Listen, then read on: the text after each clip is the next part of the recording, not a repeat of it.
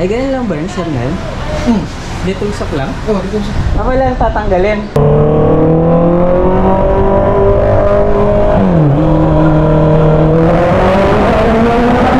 Lahat ng bikes na dumaan sa atin, yan talaga yung go-to na mechanic natin.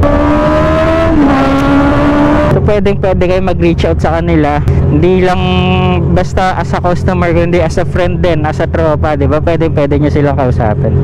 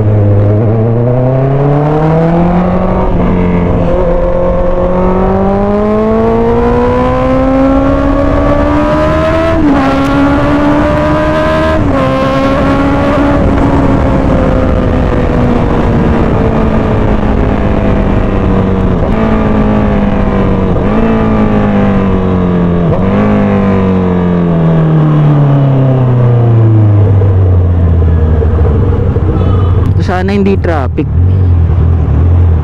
Sakit ng ulo ko.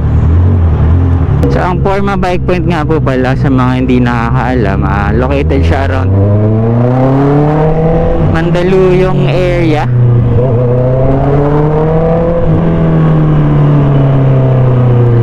So ang daan natin parang ayan, maglalakson tayo, tapos kaliwa tayo pa Santa Mesa. Medyo malayo siya sa Tondo, syempre, 'di ba? Mga aftermarket accessories kasi to. Kaya syempre, doon tayo sa pinagkakatiwalaan natin kahit malayo, 'di ba? Lahat ng bikes na dumaan sa atin, yan talaga yung go-to na mechanic natin. Sina Sir Om, sina Sir Nel, 'di ba?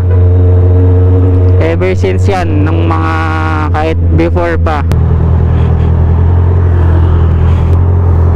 Ay.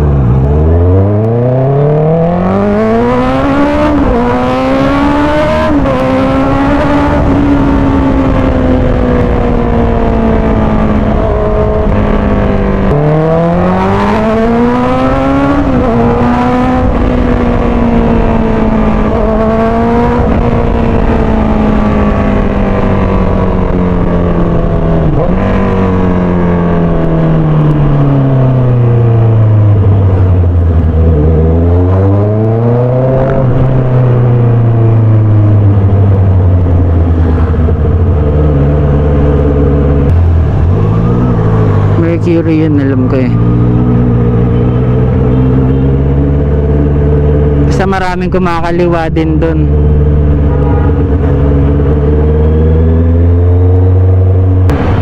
Ayan, Mercury nga, tama, diba? Yeah. Marami lang humps dito.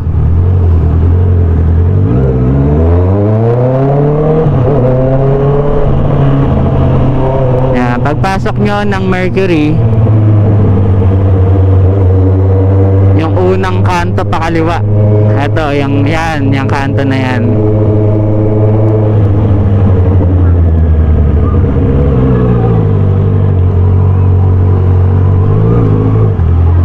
Siya, pag nakita niyo nagtitinda ng lobo, wala lang yan.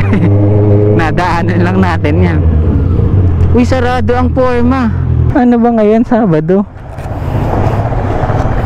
Ayun, so ang open pala nila yan, Forma Bike Point. Exact address nila 9580 Reyes Street, Mandaluyong City, Barangay Pag-asa. So sakto nakarating tayo 9:52. Ang opening nila is 10 AM to 5 PM, Monday to Saturday yan. So message lang kayo dito sa page nila, yan. Lagay na lang natin yung link sa baba. Ayun, hintayin na lang natin yung opening, tapos G na tayo sa loob.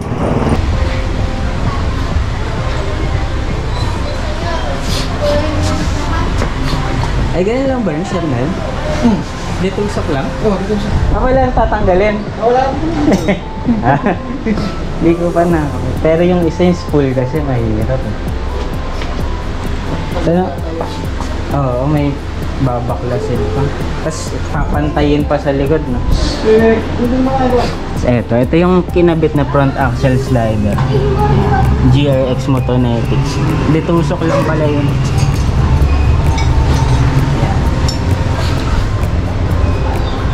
Kasi isa para sa spools, ito, papalitan tong part na to. Tapos magkakaroon ng usli dito para meron tayong spools pang paddock. Oo, tatanggalin to, tapos ito yung ipapalit. Wala na to. Oo, wala na. Tanggal pala gulong. Ay, pero parang ito lang ata eh. Kasi pagkatanggal nito, ay yung isa, no? Tanggal na.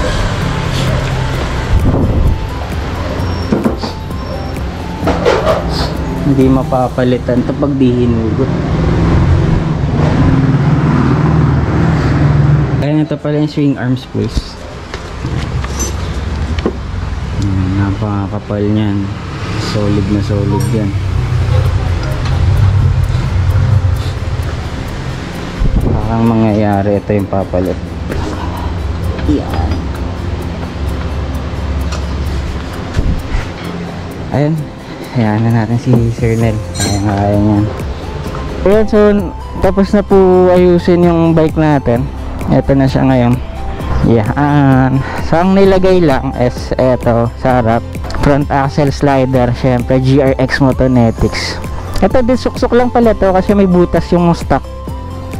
Talagang sasalpak mo lang siyang ganyan, tapos higpitan mo, yun na. Kabilaan yan, ang purpose niyan for protection ng front fork natin. Kung sakali mang gumasgas, at siya yung tutukod, diba? Kasi sa likod, ito yung sinasabi ko kaninang rear spool. So may ganito kasi sa stock, na ganyan yan, or ganito. Tapos pinalitan na itong itim na to. Yan. Tapos, ayan, meron na siyang kabitan ng GRX spools. Yan ang GRX Motonetics. Itong model na to kasi, siya yung umiikot.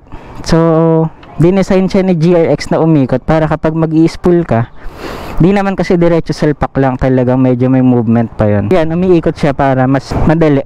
Ang ganda rin tignan kasi mas nagkaroon ng itim na wala tong silver sa likod. Baka kilala nyo to, si Sir Music. Ito yung Z900 niya.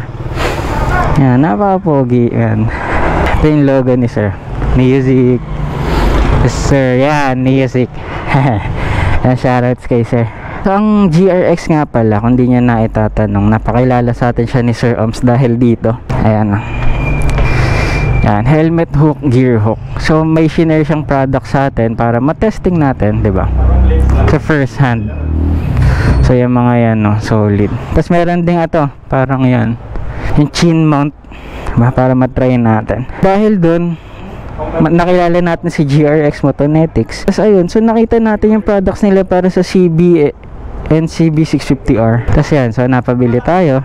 Pinakabit rin natin dito sa Forma Bike Point. So ganito ka jump pack dito. Morning, Saturday morning. Kasi kapag trusted mo naman talaga yung mga mekaniko, dadayuhin at dadayuhin mo talaga. Okay, babiyahe na, sir. Thank you. Una na po ako. Sir Music. Tama. Sir, thank you. Sir Nel, sir. Sir Oms, thank you, salamat. Actually, nung naghahanap ako ng 6R, yan, nag-chat ako dito kay Sir Oms. So, nagpapatulong ako, Sir Oms, ano ba yung mga dapat kong i-check kapag merong makikipag-swap ng 6R o may kukunin akong 6R. Yun, nag-advise siya, di ba? Kasi dito sa Forma Bike Point, hindi lang basta-basta parang service kasi kasuhin nila yung motor nyo. Pati yung parang, di ba yung mga ganong knowledge sharing, mga casual na usapan lang, di ba? So pwede kayo mag-reach out sa kanila, hindi lang basta as a customer, kundi as a friend din, as a tropa, di ba? Pwede nyo silang kausapin.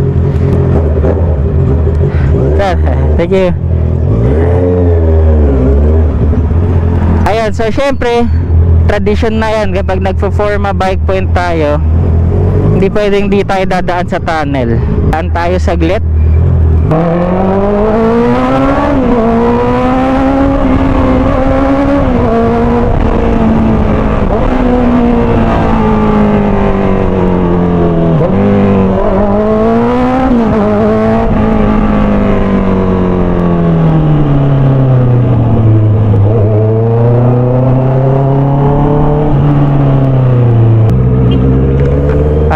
Narinig nyo yung ano, dagongdong sa loob.